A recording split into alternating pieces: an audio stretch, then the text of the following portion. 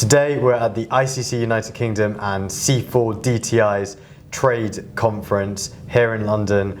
Welcome, Nick, to Trade Finance Talk TV. Hello. So, quick introduction. Who are you, where are you from, and what do you do? My name's Nick Davis, and I'm 50-50 split at the moment between being an innovation lead in His Majesty's Revenue and Customs, I should say, where I've been for some 37 years, and 50% as the director of the ICC's United Kingdom Digital Trade and Innovation Centre. Sure. So today's conference has been all around digitalizing international trade, and there are lots of different facets of that. How can corporates today navigate the really complicated different areas of international trade? Yes, it's very difficult for them. They've been doing the way they've been doing these things for decades, if not centuries. Trying to move them is very difficult because you need them all to move, or a majority of them to move all at the same time. So it's difficult for corporates, but that's the market we must persuade. I think if we can get a sufficient number of the FTSE 100 international trading entities to move over to doing things digitally, they will bring their supply chains and their customers with them. And before you know it, we will actually move the dial on digital trade internationally. Sure. And can you talk to us a little bit about one of my favourite acronyms, the C4DTI? The C4DTI, yes, we're a centre for digital trade and innovation, and we're a neutral convening entity trying to bring people together and allow them that pre-competitive space where they can discuss things and test things out without that antitrust and competitive pressure that they might find in other areas. And we try to bring together all the actors in the supply chain, from the end users to the carriers to the ports to the customs authorities to the banks and the insurers and the lawyers. It's quite a complex picture. So trying to get them all together and get them, enable them to act together is difficult, but that's why we're trying it. And I guess on that note, interoperability has been a key word of today's conference.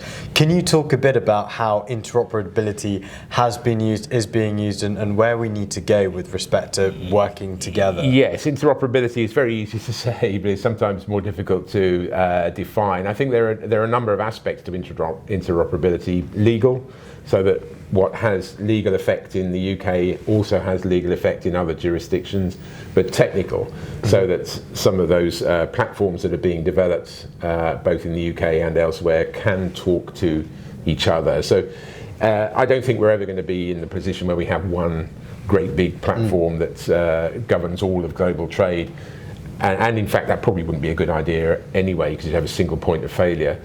But I think we do need to have a layer of interoperability that sits over the top of these platforms, so that if it doesn't matter where my contract starts or ends, I can still be confident of the data that I generate at the front end is the same data that will be consumed and assured at the front end. So that's what interoperability means, but it's tricky. But if we can manage that, then I think nobody needs to interrupt their competitive builds, and the architectural wizardry that we've heard about today could flourish.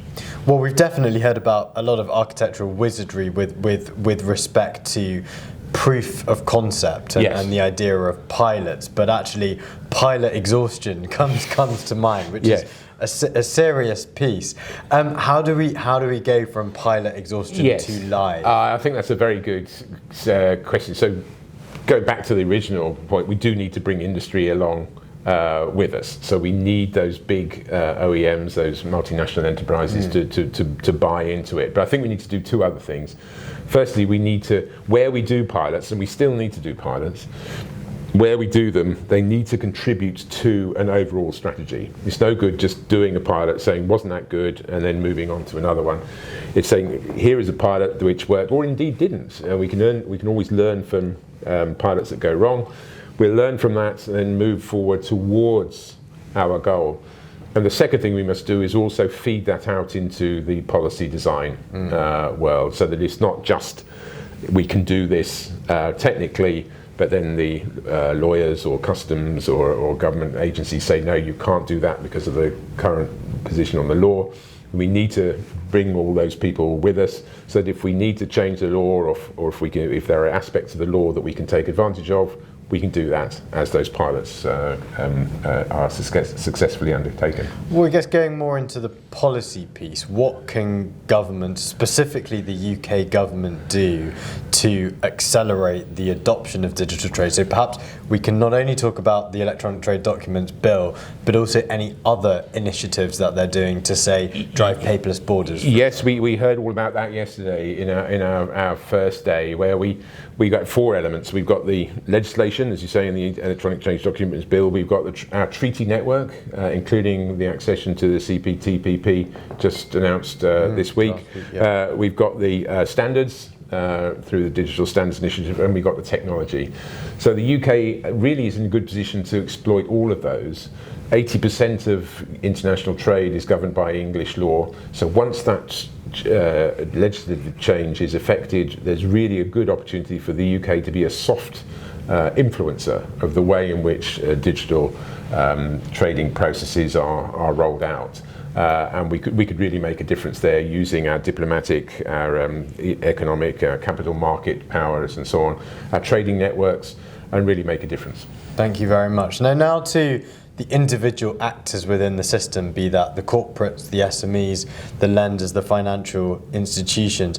Can you give some tips for those who are looking to either increase or continue to grow their trade finance, and also digitalize various elements of that? What tangible pieces can they look at moving forward? This is a point that came up yesterday again. We use the Santander digital barometer that they undertake, a questionnaire that asks SMEs across the UK what's going on, and it's a telling point that those SMEs that trade internationally are the ones that do best, and that's no surprise because there are broader markets and they can export and boost their growth that way. So I think they need to engage. They need to engage with us. Don't be scared of digital. You know, it sounds a bit scary, particularly when quite often they'll be used to just paying somebody else to deal with their export issues. But let's persuade them that it's worth them getting involved. You know, give it a go. I wouldn't claim to know all the answers, but we do need those SMEs who are up for it to come forward to work with us to show that it does work, and then eventually it's like a snowball. It will gather momentum, and I think that's how we will change the whole business of doing international business. Thanks, Nick. And one final question: what's next for you guys at C4DTI? Well, we've been doing some pilots in Singapore. We've got Thailand on the list. We've been talking to the Netherlands. We want to build out like an onion, just really show that this stuff really works, demonstrate and quantify the benefits that can accrue on individual transactions, take advantage of the PCTPP and other FTAs and DEAs that we're negotiating, and really just keep things going. You know, we've heard today it's not all going to happen overnight. This is a slow process, but we need to build gradually, demonstrating those use cases and hopefully bringing the world of trade along with us. Thank you, and also we've seen some really poignant examples and success stories that we can celebrate today. Absolutely. So, Nick, such a pleasure having you. Thank you very much. My pleasure.